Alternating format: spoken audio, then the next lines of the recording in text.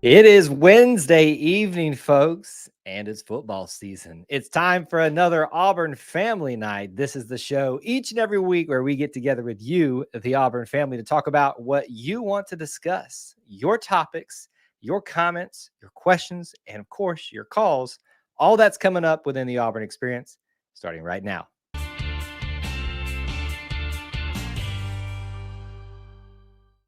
War Eagle Auburn family, and a special War Eagle and welcome to those of you that consider yourselves part of the E2C network family. Thank you so much for joining us. Whether you are watching live, whether you are on the replay, we appreciate you being here and hanging out with us to spend some time being a part of our little family within the Auburn family. As is always the case, we get together on most, if not all, Wednesday nights to hang out with you, the Auburn family, and talk about all the different things that are out there tonight. So, with that in mind, you guys go ahead and jump into the live chat. Let us know that you're here. Let us know that you're live. Let us know what you want to talk about. All those things are fair game. And we'll get into it tonight as we try to do justice to the Auburn experience on this particular show this evening. As I'm already kind of seeing here, I'm noticing that we forgot to put the Facebook connection up on here. So we're going to be missing a lot of our Facebook folks tonight, which is unfortunate. But we'll plot along with all of our YouTube folks. This is where the show started anyway, and where it probably has its strongest roots. So we'll maintain the show as is tonight. That's what happens when you take a week off. You get a little bit kind of mixed up in the patterns and the routines that you normally have to set things up. Anyway, let's get into things tonight. Got a couple of housekeeping things that I want to address as well, right at the start of the show and throughout the show as well. It's a big week after all, and so we'll kind of jump into a bunch of those different things. Let us know that you're here. Smash the like button. Let people know that you're watching live so they can join in on the conversation and be part of it. If you'd like to call in tonight, the phone lines are now open, brought to you by our friends at All Things Auburn. .net. Please do check them out for a great place to stay when you come to Auburn, the loveliest village on the plains, and you can obviously have a great place to stay when you come to Auburn. But not just that, you can have a great Auburn experience. Don't miss out on opportunities today. I think they still got some rooms available for some of the early weeks here, so jump on it now if you have any interest in that. Allthingsauburn.net. My friend Tanya and Jep, they are great people you want to get to know for their services, especially. All right, let's talk about it. What's on y'all's minds? What's on your hearts? What do you want to discuss? What do you want to dive into? All of the different things are fair game. This is the Auburn experience. After all, this is all about Auburn sports, Auburn culture, Auburn family things. You guys pick the topics. You pick the place that we go to within those topics. So don't be shy. And you can also take advantage of that call-in link tonight. I'll kind of set the table for us as I normally like to call it. A couple things. You are noticing a little bit of a different setup here. I know that you can see a couple. I don't love this setup, but I'm doing it for reasons right now. So I'm aware if it looks a little bit weirder, a little bit like different angles and stuff. I am standing up tonight. That's why I'm a little bit more animated with my hands and my shoulders and things like that. That's going on there. It is game week. We are sitting here on the precipice of game number 1 versus Alabama A&M. Obviously, just the fact that we're back to football is hype in and of itself. That's just as important as anything more than the opponent. There's that out there. More fall sports are in gear now. So there is just a plethora of opportunities for you to get more invested in the Auburn experience this week and in the coming weeks as we just really get this thing rolling again. We are back in action, folks. We made it through summer. There's a lot of small topics out there we could certainly hit. There's been some schedule updates for Auburn football with them scheduling North Alabama for 2028. Trying to think if there's something I forgot to do before the show today was the Board of Trustees had their meeting today where they select, obviously they go through proposals for the university, for athletics, all that stuff. So I need to go back through and look at that when we get off here today. So if there's anything of note about a video board or anything like that. But really, I know where most of y'all's minds are right now, and that's on this football game, this football season. So let's jump into it. If you haven't seen, I have put out my official predictions, and I will openly say it now. 8-4 is what Kyle predicted. If you didn't see the podcast, if you didn't see the segment that we put out there with Austin and myself, we both selected 8-4 on the season. Slightly different routes how we got there, but we both agree on the record. So if you're someone that doesn't agree with that, that record, tough. It's my record prediction, and I hope I'm horrendously wrong in the positive direction, but it's what we kind of feel and what we know right now. All right, what do we got talking about here? Does Auburn score in the 40s? Let's talk about this a little bit. Stan brings up a good topic. So it came out yesterday, and maybe it was before then, but yesterday that the expectation has been put on the offense by Derek Nix, offensive coordinator, to be scoring 40 points per game this season. It's quite a lofty goal, in my opinion. I kind of went back and forth with someone on social media today and said, I thought you were an optimist. And even though, if you don't think they can do it, I thought you were an optimist. I was like, no, it doesn't mean I'm not an optimist. It's just called reality. 40 points in the SEC is hard to do. You're talking about Joe Burrow type of teams, things like that. Now, scoring 40 plus in your non-conference, that's likely. It could happen. But of course, across the course of the season, that's just going to be a really tough task. But how about this? I will put this statement out there. If Auburn does score in the 40s every single game, I promise you this team will have 10 plus wins. So it's quite a lofty goal. We'll see if we get there. And we'll see what the offense looks like overall as we get further and further into the season. We got a lot of people starting to check in now, file in. Thank you guys so much for being here. We'll get into more of your comments and stuff. We got our first caller tonight, so we'll go ahead and let them into the house, so to speak, into the stream and say hello to them. One of our Conquer Club members, Mr. Dalton. What's going on, sir? Hey, Kyle. How are you, man? Doing well. What about yourself? Doing well. You ready for the game this weekend? You know it. I mean, I think I've been proving that I've had nothing to talk about for the last 2 or 3 months. There's always something to talk about. That I am ready to get this thing going, so we can all just feel like there's some normalcy again in the college sports landscape. Absolutely. I do have a bone to pick with you, and I think you know what it's about. Pick it away. A loss to Kentucky. Kentucky. I didn't say you had to agree with my predictions. Man, that hurt my heart. I thought I had inside information, and I was fed the wrong information. Maybe sometimes that information is fed to lead you a certain way. Well, I thought we were better than that, Kyle. But no, I appreciate what you do. Appreciate the streams, and just wanted to call in to say War Eagle. Well, appreciate that. Well, before you head off, let me ask you what is your beef with my Kentucky loss pick? Is it just the fact that it's Kentucky, or you just don't think they're that good of a team this year? I don't think they're that good of a team this year. Playing them in Kentucky obviously isn't great, but I think if we do pick up 4 losses, I think we could. It's much more likely we fall to Oklahoma or Texas A&M. Gotcha. And in a year where we're playing Texas A&M on the road, I probably agree with you there. I just feel very positive about this homestand for Auburn this year. Alabama and Georgia are on it. But I think there is such a lack of super, super exciting games that when given the opportunity to, the team and the fans are going to show out in a huge, huge way. So that's why I say, like, your biggest challenges are Texas A&M, Oklahoma. I'll throw Arkansas just because it's the SEC there as well. I just think we're going to be so amped for those moments, especially after we don't spend any time in October. That's why I'm not at this moment, super worried about a first-year Mike Elko Texas A&M coach team.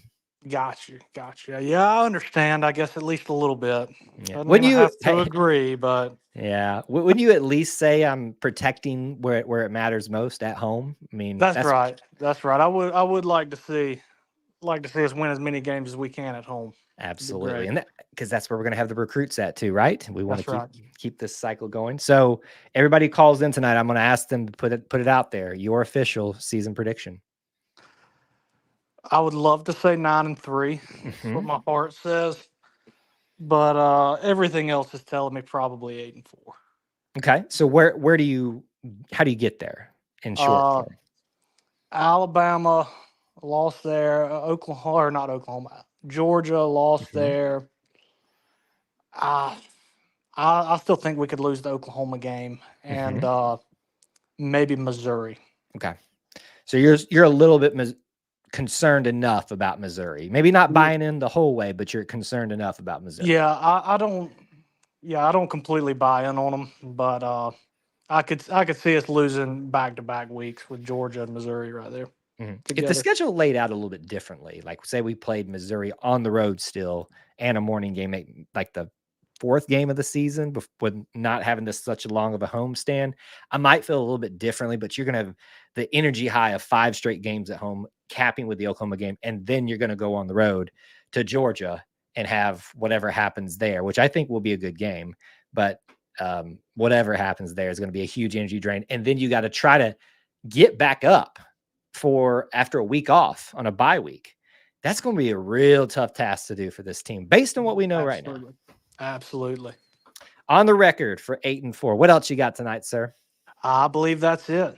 Okay. Well, thank you so much for calling in. Love to hear from you. And let's definitely do this more often this season. All right, thank you, War Eagle. War Eagle Dalton. That was Mr. Dalton. He's one of our Conquer Club members. If you want to be part of the Conquer Club, which gets you other perks, but the main perk I think a lot of people like is our Discord, especially that's going to be popping off a lot more this football season. So if you want to be in on that, all you got to do is sign up via the link. There's one link in the YouTube right now that takes you everywhere to all the content, to all the ways that you can support the show, social media stuff. If you go to the Conquer Club, it'll take you to Patreon. You sign up, you can have access to all those perks. If you are part of what I have deemed Conquer Club Light on YouTube, it is harder to get you guys some of those perks. I try my best to, but not a lot of people take advantage of it other than just wanting to support what we do and signing up there. We can definitely try to get you access to that stuff or most of those things in Conquer Club Light. But the Patreon, the via Patreon way is the best way to sign up if you're interested in that. He's one of those guys, so we appreciate him doing that. All right, let's roll through some of these comments and questions. You guys keep them coming in. Don't be shy. We've already gotten off to a great start with a caller we don't get to hear from all that much, but it's great. Neil wants me to know that once again, reminds me how close we don't know actually where each other lives exactly. We know we live close by enough. We've discussed landmarks that tell us we are in each other's vicinity. 313 edits. Who do you think will score the first Auburn touchdown of the year? This is a great group question, so I want to utilize this together. Let's see everybody in the chat right now. I got to have one name. Who do you think will score the first Auburn touchdown of the year? Now, keep in mind, he said touchdown. He didn't say offensive touchdown. He didn't say defensive touchdown. He just said he didn't say special teams touchdown. Who scores the first touchdown of Auburn football's 2024 season? I think there are a lot of obvious picks that you could have here. I think one of those is Coleman. A lot of people, I see that coming in the chat right now. Jarquez Hunter. I think that one's probably your safest bet. Don't think for a second it might not be even Peyton Thorne running the ball because we know they want to utilize him in that way in this offense as they did last year. Hopefully less so because he'll have more weapons around him and more protection. But those are good options. But I'm just going to tell you this. I've been lighting it up, and I've seen other people lighting it up on NCAA College Football 25 with some running back touchdowns on interceptions and fumbles and stuff like that. Eugene Asante's done that a couple times. If you watched our game simulation this week, For Alabama A&M, we had 2 Keontae Scott interceptions. 1 was a run back for a touchdown. So that could be it. But it looks like a lot of you think Jarquez, Coleman. We've got a Simmons in there, a Malcolm Simmons. He's listed pretty, at least in that 2 deep, 2-3 deep chart from the media, or at least the ones I saw. So he could be an option. Here's the funny thing, y'all. Out of all the ones that we've talked about, at least in the chat right here, and maybe in some that I haven't mentioned, it's probably going to be nobody that we've talked about yet. That's the great thing about the start of the new year. We're dropping these predictions and nobody knows a dang thing, but we'll find out and we'll certainly talk about it next week. All right. Keep rolling through some of these questions here. Corey says, Kyle, if you got Texas A&M beating us, we can't be friends no more. You must have written this before I clarified. No, Texas A&M is not beating us this year. I have vehemently said we are going undefeated at home this year. And it's not like the most bold prediction out there that you could make because Jordan Hare is so formidable. But I just think, like I explained with Dalton earlier, I think this is one of those years where every game at home is going to be cherished and maxed and taken care of because of what you have to accomplish, what you have to face on the road. Kentucky, I thought that was Kyle. I thought you were saying Kyle is a failed backup. Yeah, it may be true. Kentucky is a failed backup to the backup quarterback. Am I missing something there, Neil? I feel like that's above my pay grade or going right above my head. Unbeaten Lake says, I would not sleep on Vanderbilt this season if we are in position like in 2016, they could sneak up on us.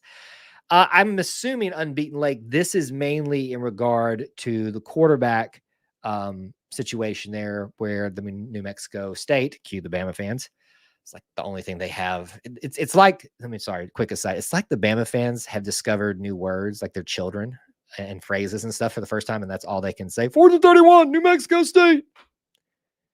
4th and 31, New Mexico State. Lewis and Monroe, 109 yards. We can do it too.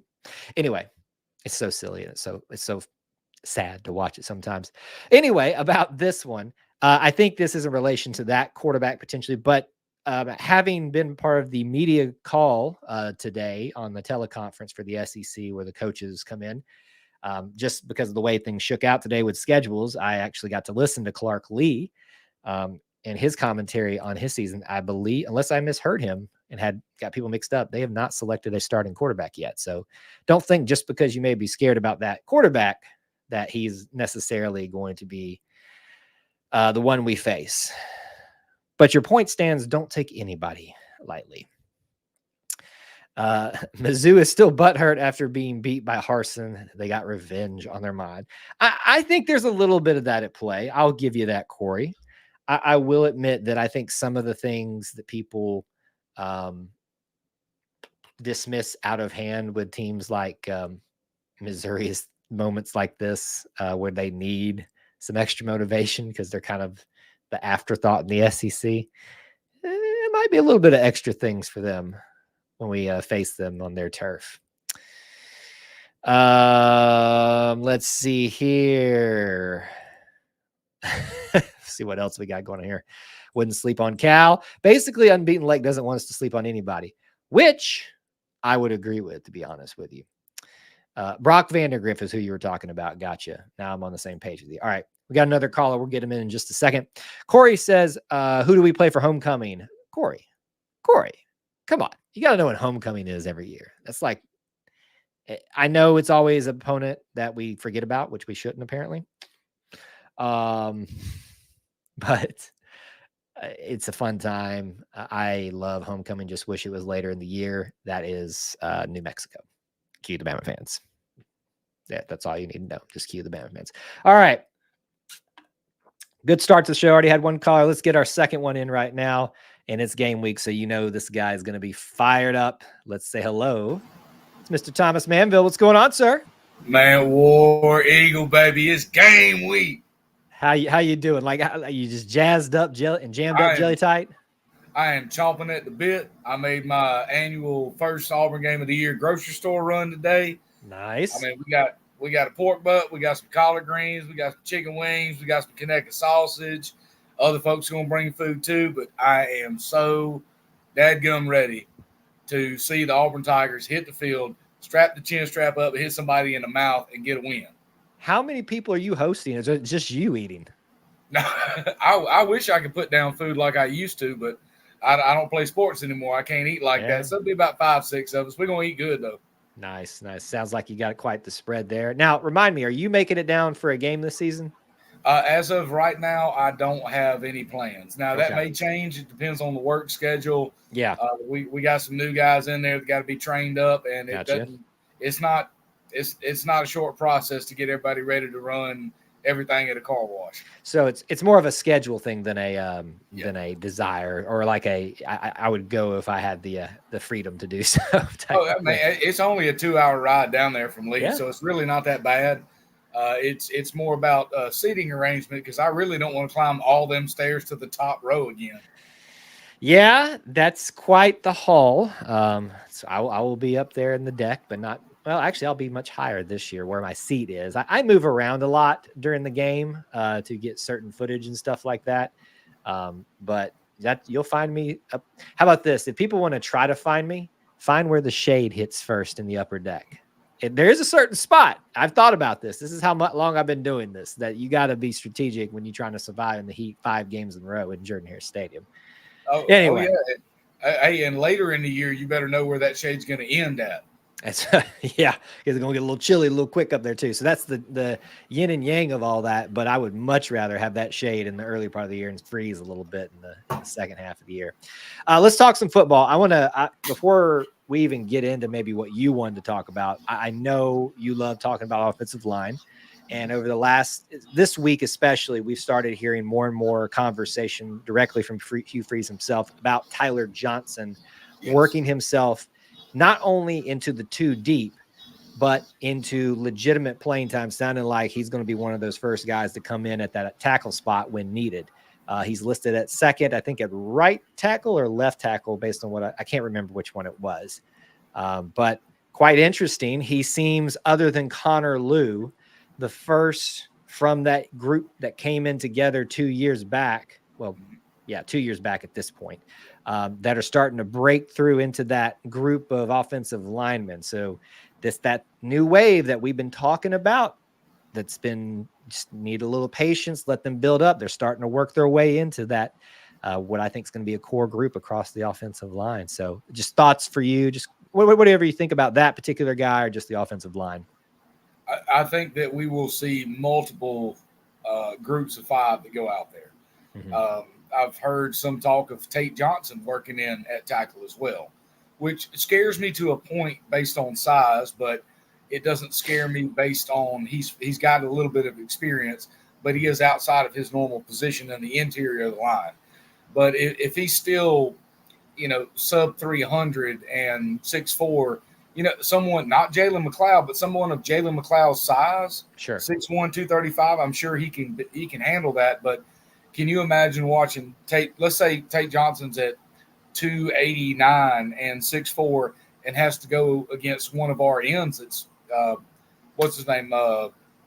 Keldrick Fall. Yeah, 6'2", 80 something. Yep. Somebody that's bigger than him. That's I don't think that's a great matchup unless he's got the fundamentals to get up under somebody. He's got good pad level. He's got his hips and his knees and his feet where they need to be. But I think we'll see multiple groups of 5. You'll see people move around within probably the first game. I think the second game they'll kind of hold it steady, and if they need to make adjustments, they'll do it again in the third game.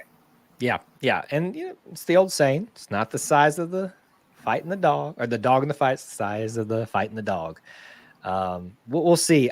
I wonder, given Auburn's unfortunate trend of getting so many injuries across that line, has just made this a necessity to just cross-train everybody everywhere at this point, because you just never know what's going to happen. I mean, Tate knows that better than anybody else, having just been plagued with injuries that have kept him out of the starting center spot at times, where it looked like he was locking that down for himself. Now Connor Lew has definitely locked that down for him.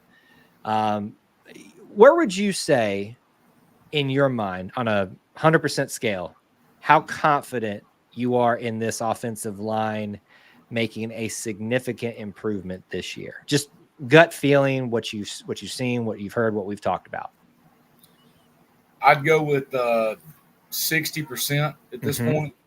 I don't think they're all the way there for what a big time collegiate offensive line needs to be, but they could surprise me. I could be 100% wrong, and I'd love to be wrong.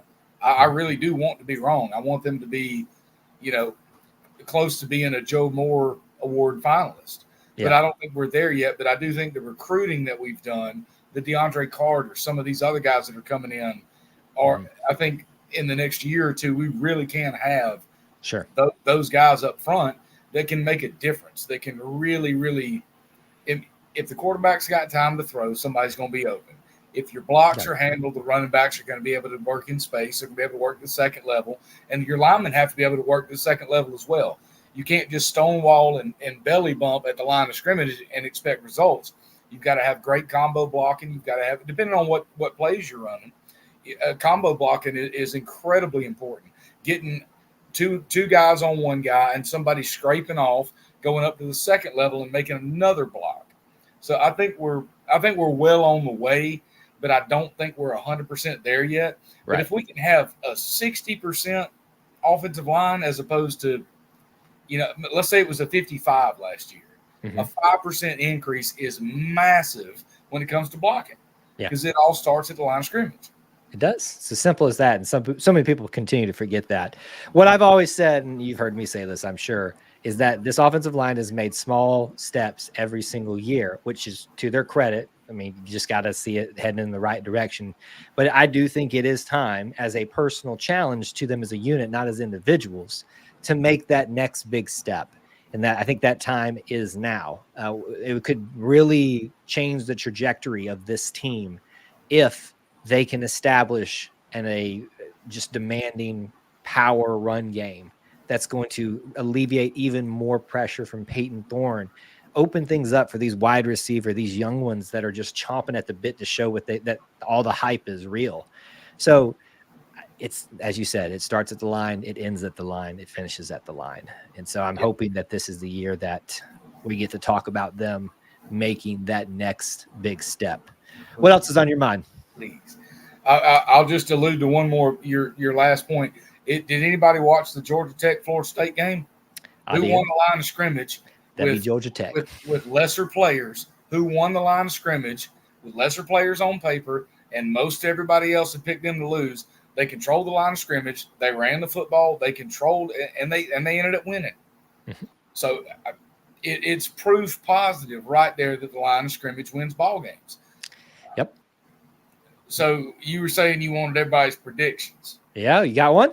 Oh, I got plenty. Oh, let's do it. Okay. Well, I guess let's take whatever you got tonight. All right. I will say the absolute floor is 7 wins at the end of the year. Okay. I'm not talking just regular season. I'm speaking on the entire season. The entirety of the season. Whole season included. I think our absolute ceiling is 10 wins total. The floor is 7. The ceiling is 10. I've got us at 8 wins total. Okay. So that'd be 7 wins in the regular season plus a bowl win. Yeah. I'm confident in it. Mm-hmm. Yeah, and I've talked a lot about this bell curve before, where my prediction sits at and where I kind of look at the likelihood, because that's how I get to my prediction is on that bell curve. 8-4, I think, is the top of the bell curve, the most likely scenario that Auburn gets to. And depending on how well it goes down one side or the other. I think 9-3, 7-5 are, highly plausible given the ball bouncing the right way for Auburn. I don't necessarily think that 6-6 is highly likely, but I do think it could be possible in the worst case scenario. You get to 10 wins. I mean, that's Auburn having an incredibly great season. That means they're likely losing to Alabama and Georgia, or one of them and somebody else that just kind of caught them. That's an incredible year. Is Auburn capable of that? Of course they are, 100%.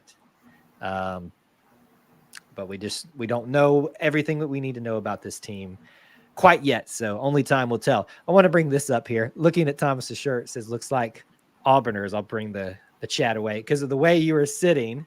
Clean up. Oh, there you go, Auburn Tigers. But yeah, I was watching it myself when this comment came up. It literally is perfect Auburners. So look, if somebody called me an Auburner, I'm not going to be offended neither. I know. I think there's actually a Twitter account out there that's called the Auburner. I think it used to be like a media publication or something like that. So for a second there, I was like, wait a minute, is he the Auburner? So no, I don't spend enough time on the app formerly known as Twitter. Yeah, well, I'm always going to call it Twitter just because that's what I'm used to, and it seems more apt and more descriptive of some of the things that transpire on there. All right, we got you at 8-4. Our last caller is 8-4. I'm of course at 8-4. Austin's at 8-4. We're finding a theme across contributors here and guests for predictions. So thank you for sharing yours. Final score. Well. Hold on to the final score for the game tomorrow because I'll use this as an opportunity to say I am planning on doing a preview show tomorrow night. I have not officially made that an announcement, but you might be able to attend tomorrow. So unless you don't think you would be able to, don't share your score just yet. So that's in there. But I know you're looking forward to the game. Looking forward to us talking about it next week. Thanks for calling in. Absolutely. I'm looking forward to the post game on Saturday too. Oh man, I'm gonna be tired. I'm gonna be so tired and worn out. Y'all gonna probably see me fall asleep because if we win like we should, we're gonna go to Tumor's Corner, have a great time. It's gonna be like 11 o'clock before I get 11 o'clock before I legitimately get on that stream. Probably by the way things tend to go after a win. Well, I might be in a food coma by then. I don't know, but I'd wager. I'm not a betting man. 50-50 is not good enough for me, but I'll bet a Coca-Cola on something. I'd bet anybody out there a whole 20-ounce Coca-Cola that we win by 40 plus. I think that's a fair assessment of the way things might end up. We'll talk about it more, most likely tomorrow night. Thomas, it's always great to hear from you, buddy. War Eagle, y'all have a good night. All right, War Eagle. Two great callers already. You guys can take advantage of this call-in link as well. Please do so. All you got to do is hit the link. You've seen two examples of it tonight. You can be on or off camera. I know some of y'all, the intimidation factor, and I don't mean intimidation like, oh, you're a wimp or something like that. I get it. Trust me. It took me for years to be okay to do what I do now. Just to call in, hit the link here on YouTube. It's only YouTube broadcast tonight because of Kyle's slip up. So it shouldn't be anybody excuses. Well, I didn't see the link. It's literally up there at the top. Hit the link, call in, say hello. Even if you just want to say, hi, here's my score prediction, or here's my record prediction, because that's mainly what we're focusing on tonight. Give it a try. Love to hear more of you guys that have been in the chat for a while, that haven't got a chance to get to know your voices or see your faces as often. Would love to do that more often this season. All right. Let's roll through some of the comments. Let me make sure we didn't hit anything. Party at Thomas's house. Upper Deck scares me, CJ says. I understand that. It's quite high up. However, I've been to some stadiums where it's a little bit more frightening. So Auburn's actually not as bad as some other places that I have been in. It is quite the workout to work off some of that tailgate food that you had the day before. Having conversations with the pigeons. That's just funny. Very, very funny. Corey says, what position will have the most touchdowns this year? It's a good question. I think there's a very obvious answer there, because in a year where Auburn's doing what it needs to do, establishing a strong run game, that should be running backs. Because I think that's probably where we're hoping the majority. Now, here's the other angle of that. If the passing game is going very well, you're going to have enough touchdowns just from Peyton throwing some, but also running as well, which we know he can do and will be utilized in that way. So it could be quarterback. I think you're talking about wide receivers, quarterbacks, and running backs. Tight ends may be something to consider there. I just don't know that Rivaldo himself can surpass some of the other groups. But when you talk about Damari, Jarquez, talk about Jeremiah Cobb getting the mix at running back and all the different wide receivers, the numbers favor the wide receivers. But my hope is that we're talking about the running backs dominating in that category, showing that we got down there and took care of business when it came time to.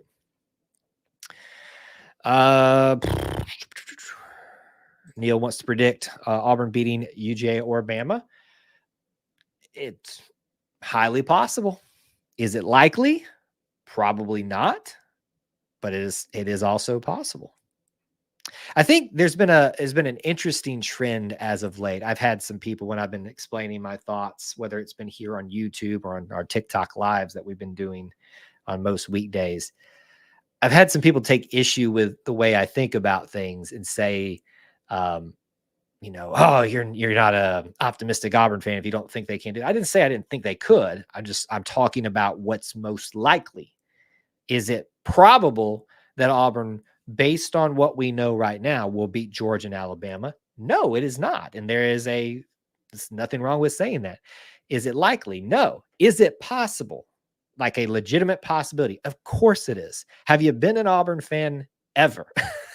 Like anything is possible. If a guy can run a ball back 109 yards as the clock expires, anything is possible. I mean, it just is. College Football 25, great source, predicts Cam Coleman will have 9 touchdown catches and 577 yards receiving. That's far below where a lot of people would like him to be, unbeaten Lake. But if that's your prediction or your college football games prediction, we'll take it. Because, of course, that just means everything there. All right, we got some more comments coming in, so stand by if you dropped in some. We'll address those as we can. We've got our next caller calling in, so let's go ahead and get him in and say hello. He's one of our regulars in our Captain Optimism. What's up, Kevin? War Eagle, I can't wait Saturday night. I cannot wait either, buddy. Am I going to get to see you finally? No. Why? Not Saturday night. Why? You're not going to be here? Maybe next Saturday. Oh, you're not coming to the game this week. You're just excited in general. Yeah, I think Cam Coleman will have 12 touchdowns. For the season or for the game? For the game. Or 5. Well, 5 is still quite a bit. Now, here's what I'll tell you. If Cam Coleman scores 12 touchdowns in one game, hand him the Heisman right now. It's over. It's done with. 5 is still quite a bit of a prediction. Listen, if he's had a 3 touchdown game, that's a good sign we're headed, that the hype is very real with him. I'm excited, though, just like you are, to have him. Brian Beatty will be at the game too Saturday. No, he's not going to be at the game this Saturday. He did not confirm that. He just said that he hopes to get to one this season. Now, apparently he said that previously, but today on the teleconference, Coach Hugh Freeze got to see him today in person and said that he wants to attend a game this season. If you go to their GoFundMe for his medical bills, you'll see that they even said that in there. I went back and looked at that. So yes, you are correct in that he wants to attend one this season, which is going to be so awesome to have him celebrated in that way, the miracle of him surviving this. But it won't be this game because he just got out of the hospital. I think Jaquez Hunter will have 100 rushing yards. For the game or for the season? For the game. Yep. Okay. 100 games for the season. That's a prediction that I can, 100 rushing yards for the game. I can get on board with that. And I hope that all comes in the first half and we get Jarquez out of there. Like, let's rest him up, keep him safe, keep him healthy. Obviously we're down a running back with Brian Battie being gone. But we gotta keep this running back room healthy from this point forward. Who will be our punt returners? I've had a hard time memorizing this. Coach Hugh Freeze has been asked about it several times, and he's given some information about that. But if I remember correctly, you said punt returners? Yeah. Is that what? I think I remember Keontae Scott, if he stays healthy, which it sounds like there's some problems with that. So I don't expect him maybe to see them there as much, though he wants to probably. I'm trying to remember the other names that I heard. Jeremiah Cobb, I think, on kick returns, but Bryce Kane? Who? Bryce Kane. Bryce Kane may have been one of those as well, I think, that may be utilized. And it sounds like, based on what we saw from depth charts, quote unquote depth charts, that he may not be as high in the wide receiver depth charts. That's a good way to have a talent like him not be disenfranchised and utilized early and show what he can do when he gets the ball in general in his hands. So maybe we'll see him a little bit more there. I bet we will see the backup wide receivers in the game too. Oh yeah. Hey, listen, I hope we see all the backups. I want to see the walk-ons in this game. That's what you're supposed to do in these games. No offense, Alabama A&M, but you're supposed to take care of business. Let your starters run in the first half, maybe one series coming out of the half, just so they can get used to that rhythm coming out of the half and not, have that ready for the next opportunity it happens. But for the rest of the second half, let's run the backups. Everybody, I want to see people I don't get to see the rest of the year. Your dad built Alabama A&M. My dad built the Alabama A&M football stadium. Did he really by himself? No. Well, that's cool that he had a hand in it. That's pretty awesome. And he built the new Auburn Arena too. So my man's just had a hand in building everything athletic around the state, it sounds like. Do us a favor and go tear down Bryant Denny if you don't mind. Stop building and start tearing down. He did the rebuild on that too. Say that again? He did the rebuild on Bryant Denny. I hope he etched into the walls somewhere War Eagle or, Coach Bryant smells or something like that, just to leave a little mark. Yeah. I know I would. I'd be the one that's fired from the job because I'd be trying to leave little messages everywhere, stuff like that. So. Who will be our field goal kicker? Alex McPherson is the field goal kicker when he's healthy. Now, Coach Freeze said today, again, reiterating what he said at the beginning of the week, that Alex is not ready to go yet, but with his health, he's getting close. But Towns will be the starting kicker this week, which is a great thing for him because he was brought in this year, which was kind of odd at the time. We didn't think we needed another kicker, but now maybe we see why we did. Guy that was battling some health issues. He did really good at the A-Day game. He did, which is why you should feel very comfortable with all of your kickers, not just one of them. Yep. So he's the starter this week. Hopefully I get to see Bryce Kane in there, Malcolm Simmons. All of the guys. And Cam Coleman and Perry Thompson.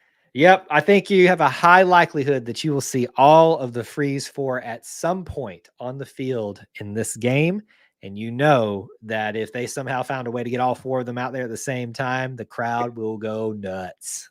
Yeah, they will go nuts. That would be hilarious. All right. So, Kevin, I need your record prediction for the whole season. What do you got? 12-0. 12-0. I had a feeling that one was coming. But let me ask you this. If Auburn was going to lose to one team this year, who will it be? Georgia. Okay. I'll take that one. I think that's probably your most likely one because they're number one right now. They look the strongest. They got us at home. They made us their homecoming game. I'm on board with you there. What if Georgia don't play that good their first game against Clemson? Well, then they'll probably be a little bit more fired up the rest of the season. So maybe you want them to kind of walk in and maybe you want them to go undefeated until we see them, just so that we can they can get a sense of, we're better than everybody else, and let us walk in there after they've already made us the homecoming game, and then we do some damage. Yeah. All right, Kevin, it was good to hear from you, buddy. I can't wait to see you at some point this season, though. The final score of this game will be Auburn 63-14. 63-14, not a bad one. I don't think you're too far off of the possibilities there. So, but thank you for sharing your score prediction with us, and we'll see if you're right next week. War Eagle. All right, War Eagle, Kevin. Good to hear from you, buddy. Bye. Bye. All right, that was our good friend Kevin, one of our regular callers. Thank you to him for calling in. Again, you guys can call in too. Good round of callers this evening. Some of our regulars, some we haven't heard as frequently. So you guys join on in. I see a lot of our regulars who haven't called in yet. Come on, folks. Takes 2 seconds. You don't have to, but this is what this night is about. It's about you guys, our little family within the Auburn family. Thomas Manville, again, being generous more than he needs to be with the super chat. It's great to be an Auburn Tiger. Of course it is. but it's always great when it comes to Super Chat too. Thank you for your support, sir. All right, let me go back and look at some questions and comments that started coming in around the time Kevin got our call, so we don't miss anything. John wants to know my percentage on that Deuce. He means Deuce Knight committing by Monday. Now, John, I don't know how long you've been here because I don't recognize your name completely off the stop here, but there's already a lot of people that know what I'm winding up to. I am not someone that worries / spends a lot of time about people who haven't committed yet, because to me, there's no point in it. Who's going to commit is who's going to commit. And I only really spend time investing in them until after they commit. So unfortunately, I'm not a good source for you on that. But what I will say, and I would also encourage you to adopt that philosophy. I promise you'll be a much happier person. You can still be invested in recruiting from this perspective. But what I will tell you is that if you look at the tea leaves that are out there, you've definitely got a high likelihood of that happening at some time this weekend. You'll know. Trust me, you'll know. They send enough signals these days of what's coming. If this isn't, here's the crazy thing about recruiting these days. It used to be that you'd be on a mess, and this is back when I was a recruiting junkie. You'd be on a message board just trying to squeeze out any little inkling of some semblance that somebody was saying they had a source on every message board post, trying to get a sense of it. And now there's so many interviews, there's so many this and that, there's so many people that are currently committed to a team that are giving you signals and stuff like that, fat Batmans and stuff like that. Just look it up if you're interested. You'll know, I promise. It seems like it's highly likely. I wouldn't worry about it though until it actually happens. Let's see here. No way Cam Coleman gets that many yards and touchdowns if Kyle is playing. Wow.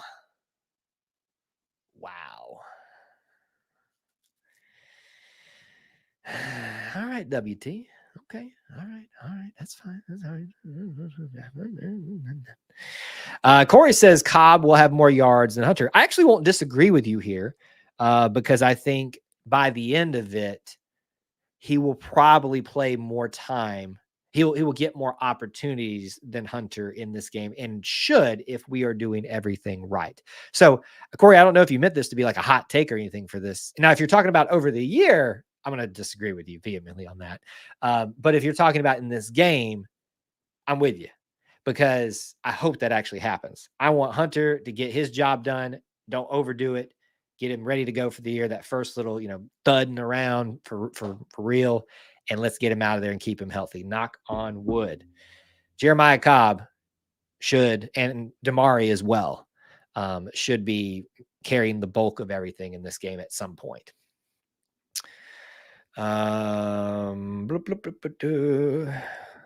Simmons is a punter. Is that what? I don't know what that was in reference to. Seems like John agreed a little bit with what we were talking about with Hunter. WT says, in the interest of transparency, Kyle, I absolutely love your gameplay broadcast. You talking about college football 25? Yeah, I know we've kind of slowed down on those a lot, and I do plan to implement those maybe like once a week. I thought about doing one Tuesday night, and that may be what ends up happening. I've been very hesitant to fully commit to some stuff for this week because I wanted to get to the first game day weekend and then see how things kind of transpire for this first week into the full swing of things, which is, I've said openly already that I plan to do a preview of Alabama A&M live stream tomorrow night, 8 p.m. is what it would be. But I don't want to like put it out there like as a already shared stream yet, just because I'm feeling some things out. But that's likely going to happen. That's why you can expect the Tiger Walk live stream from us, but I'm not advertising that a ton right now because there are so many things logistically that could have and might have changed with how I do those things. There's been a lot of changes in terms of how you get around Auburn, what they're sharing, allowing to be shared over the last several years. And I try to be very careful about staying in good standing with everything Auburn, because I want to play nice and be allowed to do things from time to time. So I know there's a long tangent there, but we started out by talking about the streams, but we'll do some more of those. But I am planning on doing a computer simulation. It's the computer playing the computer every single week. And I think I tested out it on Mondays this week. I think it'll go live around lunchtime, a little after lunch on Mondays. So be looking for those. And we'll put out highlights from it, like as a short or something like that. But you'll have to watch the full game or go to the video and go to the end. I hope you'll watch the full game or most of it. It's actually really fun. It was like watching a game that hasn't happened yet. I was surprised how much I got invested in that game. Like, who's going to be the one to score the next touchdown? Auburn won, if you're wondering. And we only did the 5-minute quarters, which was long enough. It results in about I think it ended up being a 45-minute game. So I don't have to have you guys sit through a whole thing like that. Corey says, I wonder if Bama fans planned a funeral when Saban said on game day that Auburn will be the most improved team this year. Listen, if you're a reasonable person and can remove the emotions of the rivalry from your conversation points like this isn't an outlandish statement by Saban, especially when you remove the direct allegiance to Alabama that he had as the head coach. It's a very easy statement to say Auburn will be the most improved team this year. There's a lot of things that trend in that direction to make that prediction. So it's not some bold thing, but will there be Bama fans? Are there Bama fans that have already shredded their shirts of Saban? Of course, because that's the life they live and it's their God, that being Alabama football. But if you're a reasonable person, which there are some out there, I know it's weird to think that there are reasonable Bama fans, but we know some personally, they can rationalize with that commentary and not lose their ever-loving minds. All right, we're at 52 minutes. So let's kind of start moving in the direction of the show heading towards its end. Doesn't mean we're wrapping up right now, but want to make sure that we hit all commentary tonight that you would like to. So if there's not a question, a comment, especially a topic that we have hit tonight that's Auburn related within the Auburn experience, Auburn sports, culture, family stuff that you'd like to have addressed tonight, now is definitely the time to put that in on the live portion of the show. And we'll hit that kind of rapid fire here to end the night. We usually end around 9. If we're having a good conversation, we might carry that over a little bit, but usually 9 is where we start wrapping things up. While you're thinking about those things, let me give you a couple reminders. First off, start by smashing the like button. If you haven't done that, that's a huge help. I know that seems silly that we ask you as content creators to do that all the time. It actually does help. A lot of you have even asked, how can I help you? You can show up, watch the content, follow the content, all that stuff. Hit the like button on the stuff. It's really as easy as that. So if you can do those things for that, for us, for me, for any content creator, that's very, very helpful. A couple reminders for you. What scheduled content reminders that I'm still kind of working through some things for game weeks and stuff. So we haven't announced a lot of things that we're going to be doing yet officially, but working through it. But first reminder for you is if you want an easy way to support us, you can go to our link in our description, which is the one link that'll take you to everything. And if you go to that on that page, the Alumni Hall link, and shop with them via that, you will support us as an affiliate of theirs. Alumni Hall, it's got a location right there next to campus in Opelika. Check them out if you haven't done so already. Next content for you. The Auburn Experience, the live podcast recording for episode 92. It does look like Austin will not be able to make that show with me this week. We are working on having a co-host for that. I almost had one that was going to be really special for you guys this week, but he is not able to join us, but we'll have him in some other time. But that show will go on 9 Eastern time this Sunday when we get back from the loveliest village on the plains. And keep in mind, just like you're doing right here this evening, if you're live, next Wednesday, not at 8 p.m. Eastern time for our live call-in show. Bet that show will be a lot of fun because we'll have a lot to talk about from a very, very busy weekend. All right, let's jump into all the different things that you'd like to discuss to round out the show here as we sit close to that 9 o'clock hour.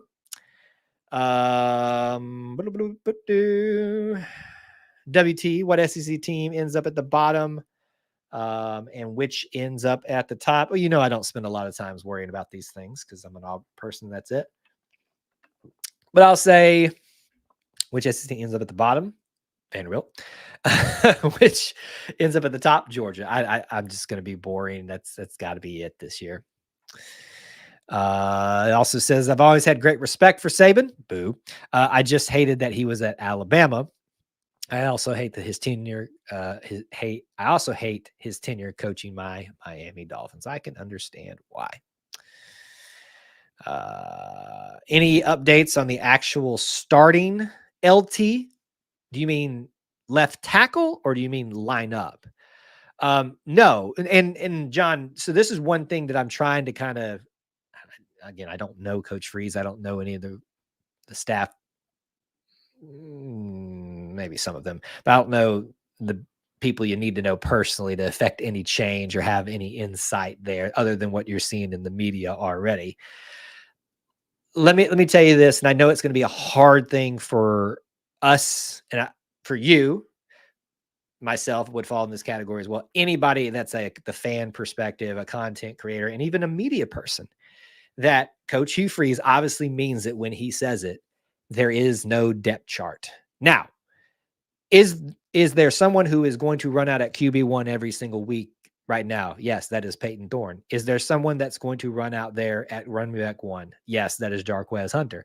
Is there someone who's going to be the lead linebacker? Yes, of course there is. That's Eugene Asante, provided they're all healthy and performing. But just because there are obvious starters doesn't mean that there is like this arbitrary 1, 2, 3. And I know that's a really hard pill to swallow because we want things to talk about and analyze and discuss and debate over and stuff like that. But it sounds like that is such a fluid thing for Coach Hugh Freeze in his mind that it's really not worth worrying about all that much. He said it last year. And I think, most people in the first year just say, okay, whatever. But he means it. He reiterated again this year. And so I don't think there's an update to this. I mean, you're going to see updated depth charts every week that the media gets when they go to the Monday meetings, the press conference, but does not really mean anything. And it's frustrating. I get it, but it is what it is. Dalton asks, when do basketball tickets go on sale? Great question. I do not know that off the top of my head, but they would have to announce the season first. Now, you can go buy my Maui Invitational tickets if you would want to. That's an option for you if you want to spend that kind of moolah. I'd love to. Can't afford it. Love to go to Hawaii. But keep in mind, you've given me a great opportunity to remind people, Dalton, anytime that you're going to Auburn or you're going to go buy tickets, please, please, please think about us in regards to buying them through SeatGeek, which is the official company that Auburn works with. If you go through or if you use our code E2C Network, the letter E, the number 2, the letter C, Network, and I think it's supposed to be in all caps, you will get $20 off your first order. Have you bought tickets there before? It won't work for you. Just make a new email. And you'll get $20 off your first order. So basketball, football, whatever you're coming to for Auburn sports, do that. And obviously we get a little bit of a kickback as an affiliate. But the season's got to be, the official season schedule's got to be announced first. Quentin, good to see you. I will be at the game this Saturday. Always at the games unless I have conflicts of schedule or personal reasons, things like that, which have arisen every single year for at least one game. And while I'd say I hope it doesn't happen, there are some reasons that I would hope it happens at least once this year. But I plan to be at every single home game. Do you think Auburn basketball's pre-SEC schedule helps or hurts them for SEC play? I feel like it helps them a lot to figure out what needs to be changed. Well, yeah, you've answered your own question. I would argue that if they have an easier schedule, it hurts them more because you don't know how good you aren't and where you're stacking up. I think everybody is excited, and you should be, for this non-SEC schedule for basketball. But I don't know that everybody's rationalized yet what that means in reality. It means losses. It means struggles. It means being exposed to sometimes. But boy, are we going to be treated to some good basketball, though. It's going to be fun. At least Aubie will get us a natty this year. Well, he's always a pretty good lock to do that for us, Corey. And hey, listen, golf, the Mr. Phenom, it was only a freshman last year. It's probably going to get us another natty. We don't sleep on women's either. Never know what the basketball team might do. I'll tell you this. We are off to a great start in college athletics for Auburn. I know some of y'all roll your eyes when I talk about soccer, but folks, they just took down the number 5 Clemson team. That's no joke. They didn't just take them down. They had dominated them from the start. Does that mean that it's going to continue the whole year that way for them? No, but what a great start. And I've always talked how much I respect Coach Karen Hoppe as a person, but as a coach as well. She's been very kind to E2C Network and giving us interviews and interactive with content that we've done before. So that alone gets the mark of a good person in my book. So check them out. Volleyball is a program on the rise. Football is on the rise. Cross country, which falls into the track and field realm, is definitely on the rise. They're pretty highly ranked this year. Both basketball teams seem to, definitely the men's team, but the women's team has continued on their trajectory in the right direction with our coach. And I think a lot of the there's not a program right now at Auburn that I look at that should be expected to have a down year, or at least something exciting about it. First year under some new softball coaches, that could be a little bit what you don't know what to expect, but it's going to be a good year, folks. Saddle up. Saddle up. All right, let's take some final comments. I see Auburn scoring 60 points this game. They're about to unleash the receivers. Maybe so. Maybe so. Better basketball to be exposed in November and December than in March. You are correct, sir. Interested in seeing retooling of the softball coaches. Yeah, I think there will be a lot of, I'm hoping this year will be a year where we can kind of, as a network, to invest in some more content around them. It's been a little bit difficult to do that the last couple of years, just given the, what's a nice way of saying this? Reasonable people can you couldn't talk about softball without stirring up the hornet's nest that was the softball fan elite that believed they knew best when it came to Auburn softball. So hopefully this will be a year reset for them. The softball, everybody's got NIL. I don't know how much that pervades into each player there, but yeah, I mean, I think everyone's eligible for it. Really like what the baseball team has been doing after the year they had. Yeah, and they needed to do it to retool a little bit. So there's some excitement there too. John says, hope they figure out the O-line before the Oklahoma game. Well, that's the great thing about having 5 games at home. You get to figure it out for 4 games up to that, including an SEC opponent in Arkansas. So plenty of time to get things figured out. All right, folks. That's going to do it for the show. I appreciate you being here. Good show tonight. We got a good group of callers. Would love to hear from some of you guys in the future who haven't called in before, or not as frequently. Next Monday night, don't miss it. Wednesday night, don't miss it. Sunday night, 9 Eastern time. If we do the stream tomorrow for the preview show, it'll be 8. Most of the time, our streams for things like this will be at 8 p.m. when we do that. So keep that in mind for you. Other than that, thank you so much for being here, hanging out with us, and being part of our little family within the Auburn family. That means so much to me, and you have no idea how much that does mean to me. Thank you guys so much, and I'm excited to cover first game weekend for you guys. Follow along on social media. Until we talk to you again, War Eagle.